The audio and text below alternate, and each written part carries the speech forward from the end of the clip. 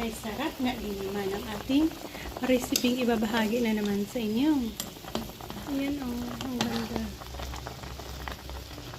At ang taba ng ating fish.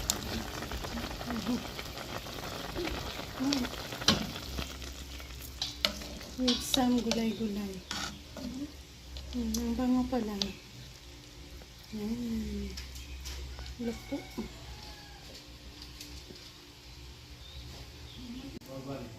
Dalawang pirasong malalaking bangus yan ang ating recipe for today. So stay tuned kung ano nga ba ang ating gagawin para sa milkfish na ito. Cutting milkfish.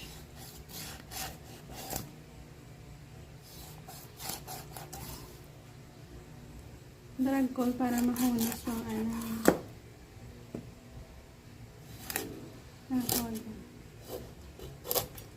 tulok.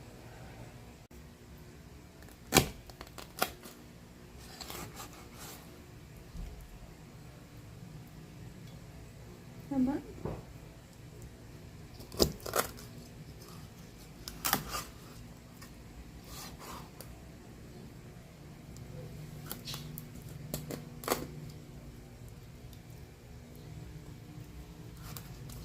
Ayan guys, hindi ko man kayo nasabay pero pinakuluan lang yan na kamatis, onion at yan nga ang ating bangus.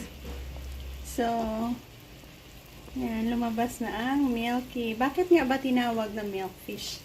Dahil to sa kasabihan na once na gamitin mo fish soup, magiging milky ang kanyang sabaw. So, abangan natin hanggang sa mag-milky color ang ating sabaw at talaman na natin na nakalabas na yung kanilang broth dyan. Milkfish recipe. Yan. The best vegetables na ating ilalagay dyan ay ang lupo. Di ko alam kung ano sa Tagalog yan. Lupo sa amin yan dito sa Ilonggo. Sa Iloilo. Lupo. So yan, isang napakasustansyang gulay na ginagamit namin sa sabaw.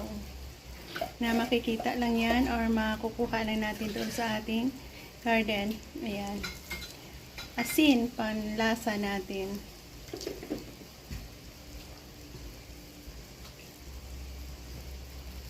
So ayan, dito na tayo mag-end. Thank you for joining us again sa ating mabilis na pamamaraan ng pagluluto ng sweet milkfish recipe na ito.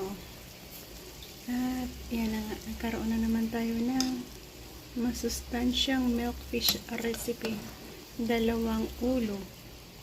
Dahil 2 ang ating niluto. So we have so much milkfish inside our soup. So bye bye, God bless and happy eating. Maraming salamat ulit.